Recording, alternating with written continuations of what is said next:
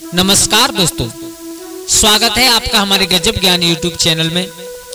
दोस्तों, आज मैं आप लोगों को ऐसी एक कुछ बातें बताने के लिए जा रहा हूं कि होली में ये तीन चीज यानी होलिका दहन में ये तीन चीज भूलकर भी मत डालना, वरना जन्म जन्मांतर के लिए गरीबी आपको सताती रहेगी। हाँ दोस्तों, ये तीन चीज ऐसी हुआ करती हैं, अगर आप लोगों ने इन तीन चीजों को भूलकर भी होलिका दहन में होली की अग्नि में डाल दिया तो शायद मुझे लगता है कि आप जन्म जन्मांतर गरीब बने रहोगे। होलिका मैया की कृपा आपके ऊपर नहीं होगी। तो जय श्री राधे। दोस्तों, कैसे हैं आप लोग? उम्मीद करता हूं अच्छे ही होंगे। दोस्तों, आप सब लोग जानते हो कि होली का त्योहार, होली का पर्व, ये एक अच्छाई पर बुराई पर अच्छाई की जीत का प्रतीक माना जाता है। इस होली का त्योहार जब मनाया जाता है जब हम और आपको संकेत मिलता है कि बुराई पर अच्छाई की जीत हुआ करती है। दोस्तों, ये एक होली का पर्व ऐसा पर्व होता है जिस होली के मिलन में लोग एक दूसरे से, चाहे कितनी भी बड़ी दुश्मनी क्यों ना हो, चाहे कितनी भी बड़ी और एक दूसरे के ऊपर कोई खुन्नस क्यों ना हो, लेकिन सबको बुला करके आपस में एक दूसरे के गले मिला करते हैं लोग। दोस्तों, ये एक प्रेम का प्रतीक माना जाता है। ये एक बुराई पर अच्छाई की जीत का प्रतीक माना जाता है। आप सब लोग विद्वान हो और आप सब लोग जानते भी हो होली का पर्व क्यों मनाया जाता है। असुरों के राजा थे जिनका नाम था हिरण्यकश्यप, उनका बेटा था प्रहलाद। हिरण्यकश्यप इतना अत्याचारी था तो उसने ये एक अपनी प्रजा में कहलवा दिया था कि कोई भी भगवान का पूजन नहीं करेगा। जितने भी पूजन आप करोगे वो सिर्फ हमारे करोगे।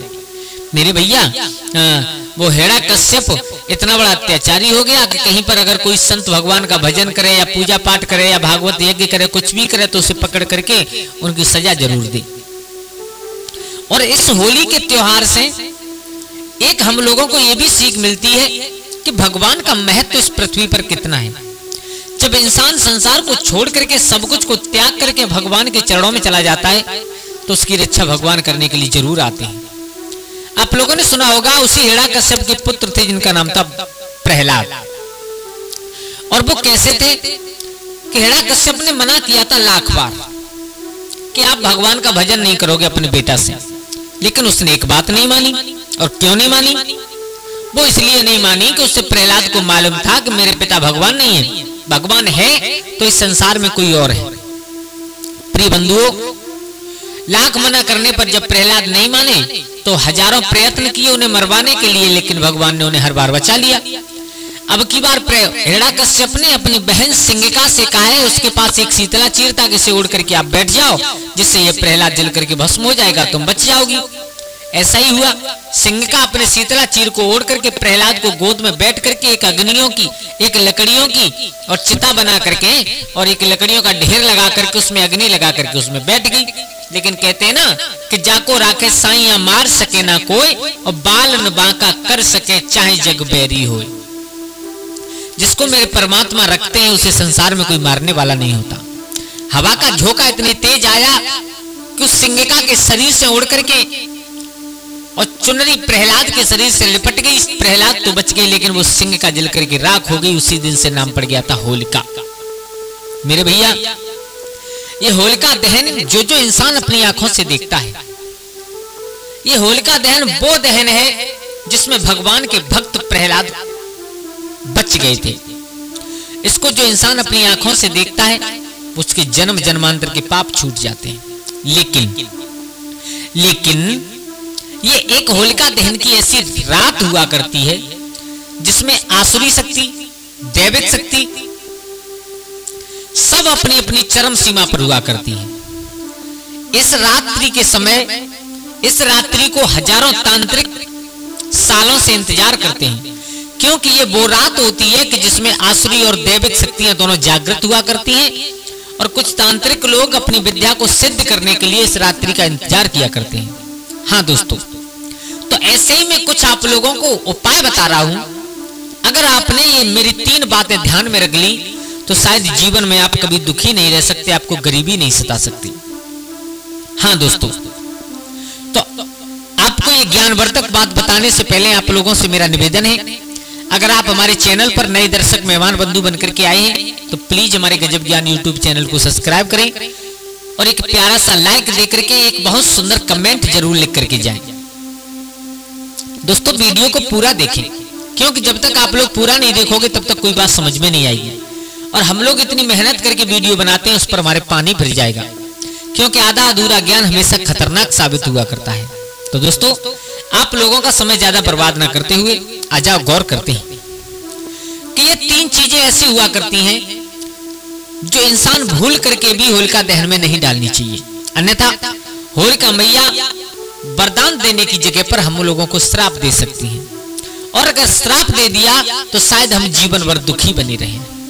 दोस्तों कोई नहीं चाहता कि हम जीवन भर दुखी रहें, कोई नहीं चाहता कि हम जीवन भर गरीबी में गुजरें, कोई नहीं चाहता कि हमारे जीवन में हमेशा संकट बना रहे। सब लोग यही चाहते हैं कि हम जैसे भी हैं हमारा परिवार सुख और समृद्धि में जिए, हम हमेशा सफलता की ओर चलें, हम हमेशा अपनों का सम्मान करें। तो दोस्तों ध्यान देना, ये 3 चीज ऐसी हुआ करती हैं जो कभी भी भूल करके अग्नि में नहीं डालनी चाहिए होलिका दहन में।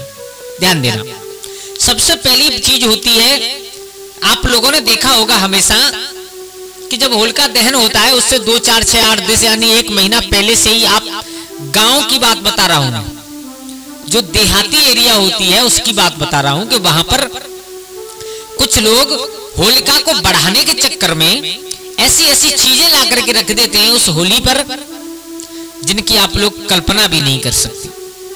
देखो हम ज्यादा कुछ तो नहीं जानते, हम केवल इतना जानते हैं कि जब हमारे गांव में होली बढ़ाई जाती है, जब होली पर लकड़ियां रखी जाती हैं, सामान रखा जाता है, तो उनमें इंसान ये भूल जाते हैं हमेशा कि हमें कौन सी चीज रखनी चाहिए, कौन सी नहीं रखनी चाहिए।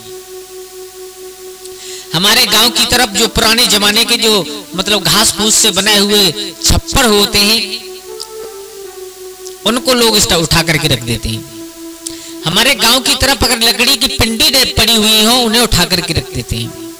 यानी हमारे तरफ एक नियम है कि जो चीज होलिका यानी जहां पर होली रखी गई है, जहां पर होली जलाने का सामान रखा गया है, उस जगह पर जो चीज पहुंच जाए वो उसी की होकर के रह जाती है। दोस्तों हाँ दोस्तों, ये बात हकीकत है। तो कुछ लोग होली बढ़ाने के चक्कर में इतना भूल जाते हैं कि हमें क्या रखना चाहिए, क्या नहीं रखना चाहिए। तो सबसे पहली बात इंसान को ऐसी लकड़ी होली में नहीं रखनी चाहिए कभी भी जिसमें कोई जीव जंतुओं का घर हो। जैसे आप लोगों ने देखा होगा कि कुछ लकड़ी की पिंडी काफी दिनों से पड़ी हो, तो उसमें छोटे छोटे जीव अपना घर बना लेते हैं। मानो उसमें चींटियां बहुत हो जाती हैं, मानो उसमें दीमक बहुत हो जाती है। तो कुछ ऐसे जीव होते हैं जो उन लकड़ियों में अपना घर बना लेते हैं, कीड़े लग जाते हैं उसमें, और उन्हें उठा करके हम लोग होलिका पर रख देते हैं। तो उससे क्या होता है मालूम है? होलिका मैया प्रसन्न नहीं बल्कि हमसे नाराज और हो जाती है। तो हमें ऐसी लकड़ी कभी होली पर नहीं रखनी चाहिए जिसमें जीव जंतुओं का वास हो। हाँ दोस्तों, ऐसा करोगे तो हमेशा होलिका मैया नाराज हो जाएंगी और हमें वरदान की जगह पर श्राप भी दे सकती हैं, जिससे हम जीवन भर के लिए गरीब हो सकते हैं। सबसे पहली चीज। और दूसरे नंबर की चीज होती है कि इंसान को कभी भी होलिका में आधा अधूरी सामान नहीं डालना चाहिए, आधी अधूरी चीज नहीं डालनी चाहिए। जैसे कि आपने देखा कि हमारे गांव में या आपके शहर में कहीं भी कोई ऐसी चीज पड़ी है जिससे संसार से मतलब वो हमारे पारिवारिक या हमारी समाज से अलग है, उससे कोई काम नहीं है। जैसे मान के चलो कोई कुछ ऐसी वस्तु पड़ी है जो हमारे जीवन में उपयोग नहीं दे पा रही है, तो हम लोगों ने विचार किया चलो ये हमारे मतलब की नहीं, उठा करके होली पर रख देते। जैसे घर का वेस्ट, जो घर में हमारे तुम्हारे मतलब की चीज नहीं है, उन्हें उठा करके होली पर डाल देते हैं। दोस्तों ये कभी नहीं करना चाहिए। क्यों? क्योंकि ऐसा करने से होलिका मैया बहुत नाराज हो जाती है। हम लोग विचार करते हैं हमारे पुराने फटे पुराने कपड़े हैं, हमारे घर की कुछ ऐसे सामान हैं जो हम अपने यूज में नहीं ला सकते, जो कबाड़े में अभी बिकने लायक नहीं है, तो चलो एक काम करते हैं, घर की सफाई हो जाएगी और होलिका मैया पर हमको चढ़ा करके आएंगे, तो वो सामान उठा करके ले जा करके डाल दिया। इससे ये मत समझो होलिका मैया हमसे खुश हैं, बल्कि नाराज हैं। हाँ दोस्तों, ऐसी कोई चीज मन डालो जो हमारे उपयोग की ना हो और हम उसे ले जाकर के होलिका पर चढ़ा दें, इससे हमारे जीवन पर बहुत बड़ा प्रभाव पड़ता है। नंबर 2 और नंबर 3 तीसरी चीज होती है, इसका हमेशा इंसान को ध्यान रखना चाहिए। आपने और हमने देखा है कि जब होली पूजन होता है तो लोग बड़े बड़े हर्ष उल्लास के साथ में बड़े बड़े नियम के अनुसार होलिका मैया का पूजन करते हैं। उस पूजन में लौंग सुपारी पान जो कुछ भी होता है सब कुछ चढ़ाते हैं, उसके साथ में एक हरा नारियल लेते हैं जिसमें पानी निकलता है, उस नारियल को ले जाकर के पूजन में उसका उपयोग करते हैं। यहां तक तो बिल्कुल सही है, क्योंकि हरा नारियल पूजन में उपयोगी बहुत जरूरी है, लेकिन हरा नारियल कभी भी होलिका दहन में नहीं चढ़ाया जाता। जो लोग हरा नारियल यानी पानी वाला नारियल और जो होलिका दहन में चढ़ाते हैं, ये हमारे विद्वानों का मत है, वो कभी जीवन में सुखी नहीं रह सकते। अब आप पूछोगे क्यों?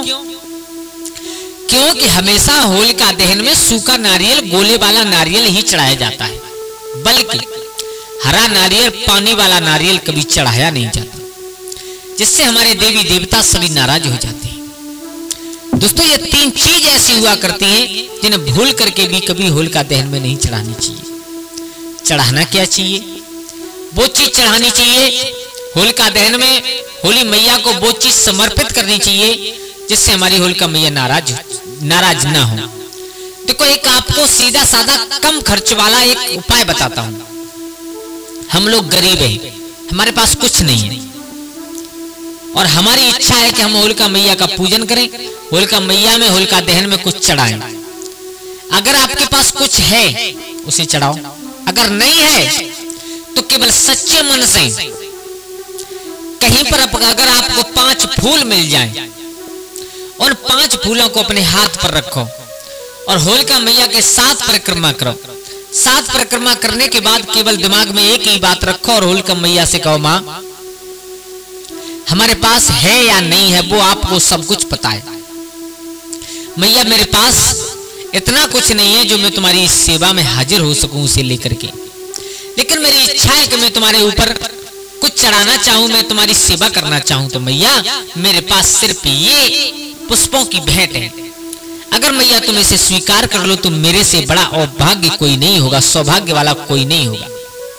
मेरे भैया 5 फूल ले जाकर के होलिका मैया के 7 परिक्रमा करके होलिका मैया पर चढ़ा दो। ये मेरा वादा है कि होलिका मैया सबसे पहले आपकी सुनेंगी। दूसरी बात, होलिका मैया के सामने जाकर के परिक्रमा लगाओ, पूजा अर्चन करो, जो भी आपकी विध है उसे करो। उसके बाद कभी भी होली मैया से होलिका दहन के सामने खड़े होकर के कुछ मांगना नहीं चाहिए। क्यों? क्योंकि उनको सब पता है कि मेरे भक्त को किस चीज की जरूरत है। विद्वान कहते हैं ना, बिन मांगे मोती मिले, मांगे मिले न भीख। इंसान न मांगे तो उसे मोती, हीरे मोती तक मिल जाते हैं, मांगने से भीख भी नहीं मिला करती। दोस्तों, हमारे इष्ट देव को, हमारी होलिका मैया को, हमारे परमात्मा को सब पता है कि मेरे भक्त को किस चीज की जरूरत है। तो कभी भी होलिका मैया का पूजन करने के लिए जाओ तो उनसे कभी कुछ मांगो मत। अगर इन बातों का आप लोगों ने ध्यान रख लिया तो ये मेरा वादा है आपसे, आप जीवन में कभी दुखी नहीं रह सकते। आप अगर संकट से जूझ रहे हो वो संकट आपका टल जाएगा। आप अगर तनाव में रह रहे हो वो आपका तनाव खत्म हो जाएगा। आप अगर किसी गरीबी से जूझ रहे हो वो आपकी गरीबी खत्म हो जाएगी। जन्म जन्मांतर की दरिद्रता आपकी दूर हो जाएगी। दोस्तों, कैसी लगी आप लोगों को हमारी ये बातें? अगर अच्छी लगी हो तो प्लीज हमारे गजब ज्ञान यूट्यूब चैनल को सब्सक्राइब करें और हो सके तो अपने परिवार और दोस्तों के साथ में शेयर जरूर करें। आज के लिए बस इतना ही। कल फिर मिलते हैं किसी एक नई कहानी, एक नई चर्चा के साथ। तब तक के लिए सभी लोग आनंदित रहें, खुश रहें। जय श्री राधे, जय श्री राम, जय होलिका मैया की।